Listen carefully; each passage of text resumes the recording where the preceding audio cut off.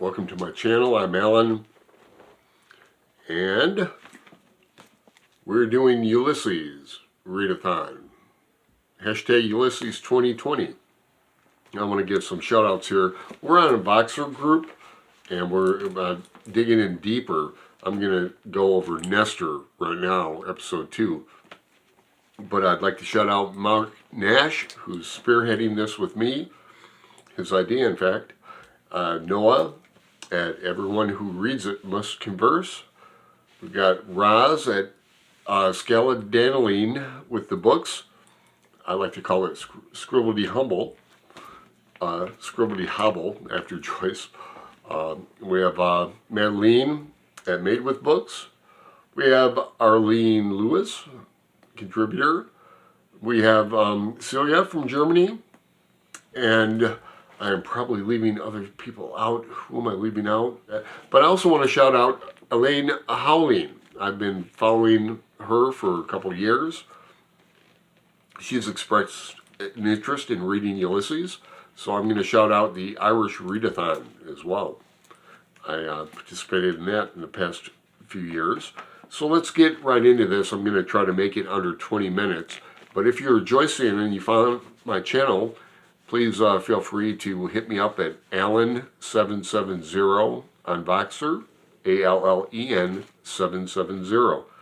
Okay, I want to start with a little bit of Homer and the Odyssey, specifically chapter 3, where he talks about Nestor in here, because Nestor's counterpart, it's not the anti-Nestor, but Mr. Deasy in episode 2 is the sideways Nestor. He gets everything wrong. But Nestor in Homer, we have Telemachus and Odysseus. Ulysses has been gone fighting the Trojan War for like 20 years, and his son Telemachus is wondering where his father is. Meanwhile, the suitors are, after Penelope, his mother, and they're eating all of his father's food, all his cattle, drinking all his wine, and Telemachus is wondering, WTF is going on? So Athena comes to him disguised and advises him to seek out some of his old friends, and this is where he finds Nestor, who is a horseman. He sacrifices cattle, specifically bullocks cattle, and the climax to the book 3 episode is him sacrificing bullocks to Athena. And Nestor gives Telemachus good advice, tells him to go seek out Menelaus for further info on his father. So that's the scaffolding, and we need the scaffolding, the Odyssey, because this book is not based on it, but it's a scaffolding, it's a foundation, and if we don't have the foundation, it just helps. So let's unpack this a bit. Stephen, after the Martello Tower, he goes to school to teach, and he gets paid. Mr. Deasy gives him a letter on hoof and mouth disease in the cattle, and his relative has an idea how to eradicate this disease, which is funny because in 1996, when I was in Dublin, we were on Bailey's farm of Bailey's Irish cream fame, and they had a mad cow disease here going on. England had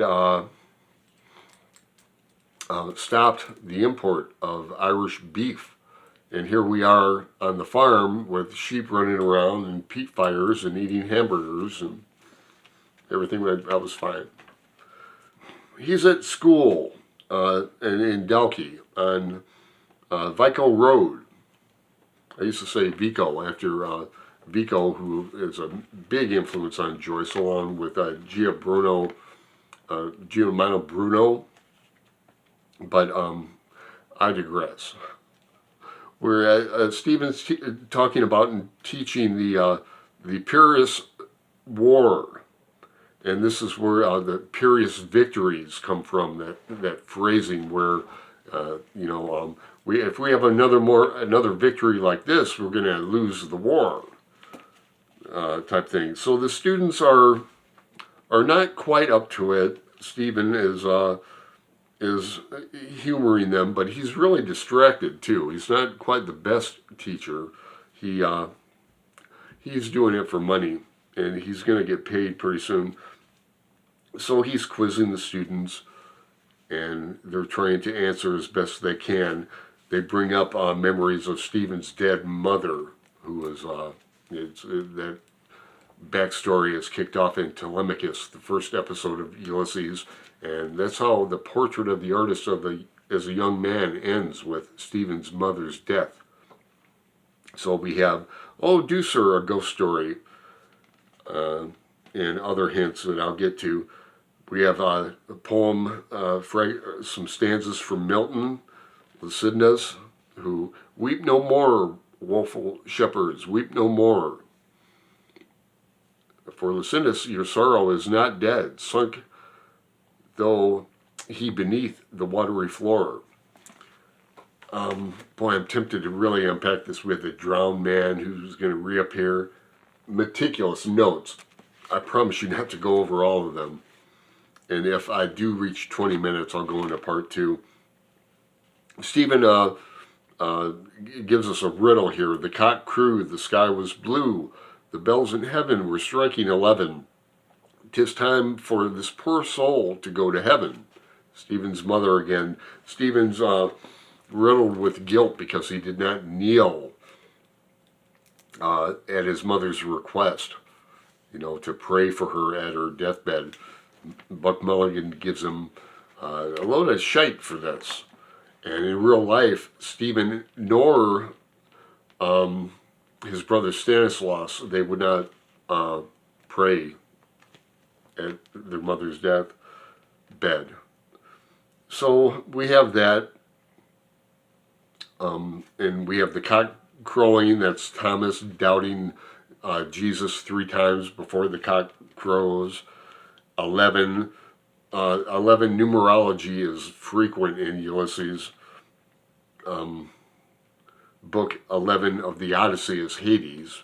That's episode 6 in here, the funeral scene. And the answer to the riddle is the fox burying his grandmother under the holly bush, burying his guilt. Fox is equal to death. Charles Stewart Parnell was known as Mr. Fox. And foxes dig up and eat dead things like possums do. So 11 was also the age of Rudy, Bloom's son, who died 11 years ago. Stephen is 22 years old currently. Half of 22 is 11, and etc., etc., etc. We have a first example of interior monologue here on page 23, Gabler, lines starting with 139. Ugly and futile, lean neck and thick hair in a strain of ink, a snail's bed.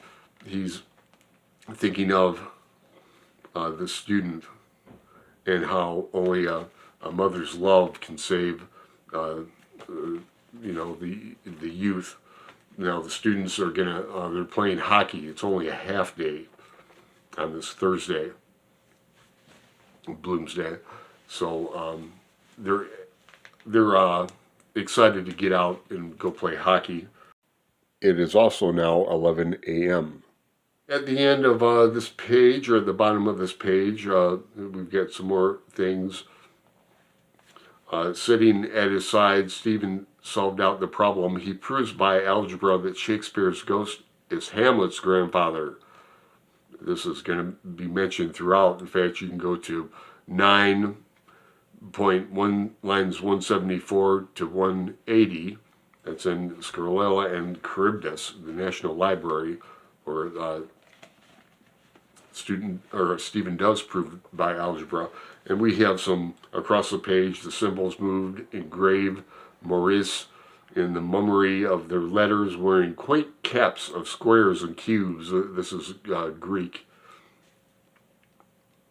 We have mentions of some Islamic philosophers that I'm not going to really get into, but they're Spanish Aristotelians, Spanish philosophers that were very much into Aristotle, and one of them translated Greek in 11 AD.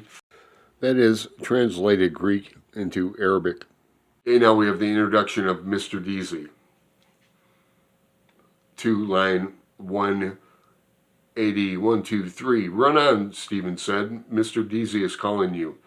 We're going to get into Deasy's wife in episode 7 of Ulysses and Aeolus in the newspaper.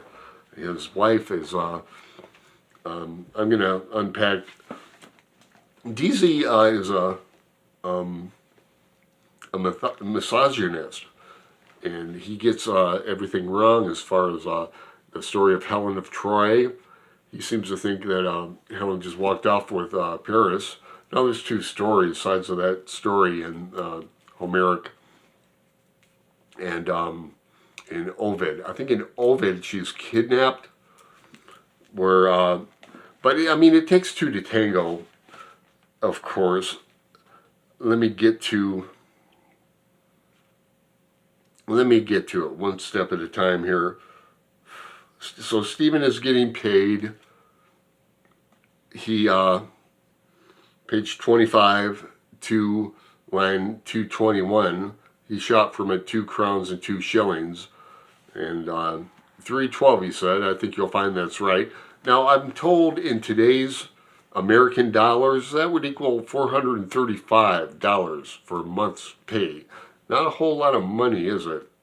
I don't think.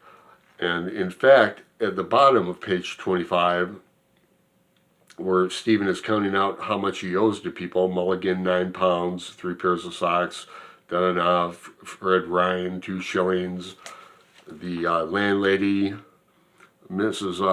McKernan, 5 weeks board. He couldn't pay this off if you multiply it by, it would take him 7 months to pay off all his debts. Here, Mr. Deasy is giving Stephen a lecture on how to, he must save his money. It's important to save his money. Stephen doesn't have a chance.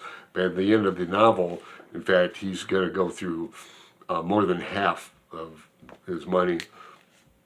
But he uses Deasy says, if you but knew, but what did Shakespeare say? Put but money in thy purse. And Iago, Stephen muttered. He knows that. Iago's probably the most villainous character in all of literature, certainly in Shakespeare. Backstabbing, conniving, manipulative, makes Othello think, well, this is Ulysses' out.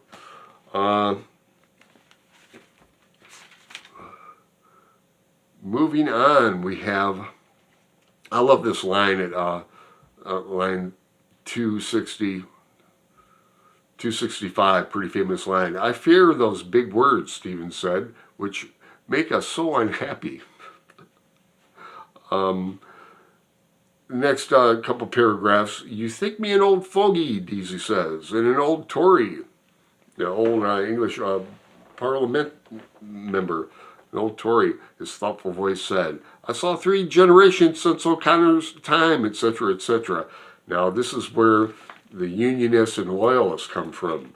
The Act of Union was in 1800, where they abolished Irish Parliament and moved it to London. And William of Orange was King of England in 1690, conquered Ireland, and to this day in Ulster they have the Orangemen who love to parade around the Protestants in Irish neighborhoods and that. O'Connell wanted to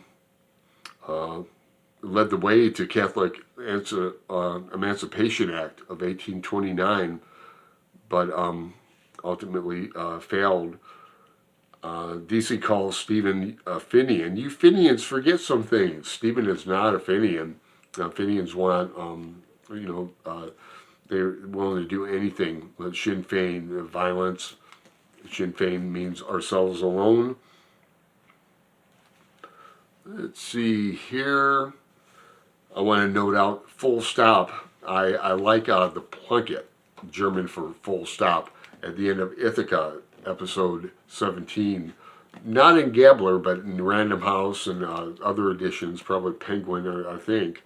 There's that big black dot, full stop.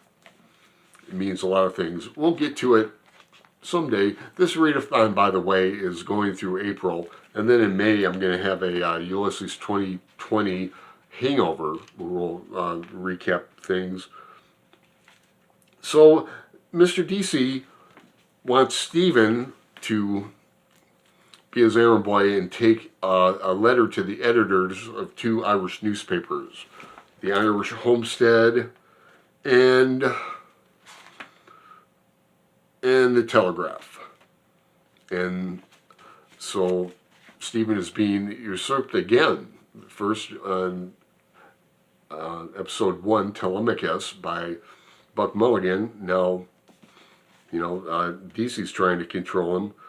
And Joyce actually wrote this, an article, an essay on hoof and mouth disease at the bequest of, his name is in here, on one of his visits to Dublin from Trieste with his brother Stanislaus. But it wasn't necessarily, he wasn't all gung-ho about, solving the problem of hoof and mouth disease. He just wanted his name in print. And DZ is not a very good writer at all, as he's working on a typewriter and making mistakes on the typewriter. And Stephen goes over this very cursory. He's reading it real fast. Page 27, line 3, 21, 2, 3, 4. May I trespass on your valuable space, the doctrine of laissez-faire, which is so often your history, our cattle trade, DC uses a lot of cliches, little puns, take the bull by the horns, in every sense of the word, this type of thing. Stephen's just reading it real fast. There was a scare in, when was it? Not 1904, but 1912. There was a mad cow disease scare. Let's see. I'm going to move on to which comes first. So DC's going on and on about England. There's a couple lines from Blake. And Bram Stoker was aware of this legend of the wandering Jew. DC starts talking about the Jews and how they sinned against the light, Mr. Deasy said gravely, and you can see the darkness in their eyes, and that is why they are wandering the earth to this day. Well, this is the wandering Jew, and myth about when Christ was crucified, a Jew mocked him, so he was condemned to wander the earth until Judgment Day.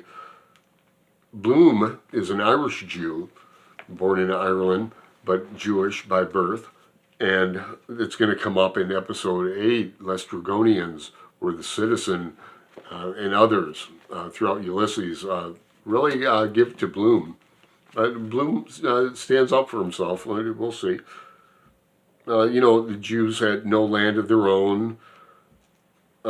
Stephen jerks his thumb towards the window. The boys playing hockey, field hockey, out in the field, saying, "That is God." There's the other line, famous line that Stephen says, "History," Stephen said, "is a nightmare from which I'm trying to awake."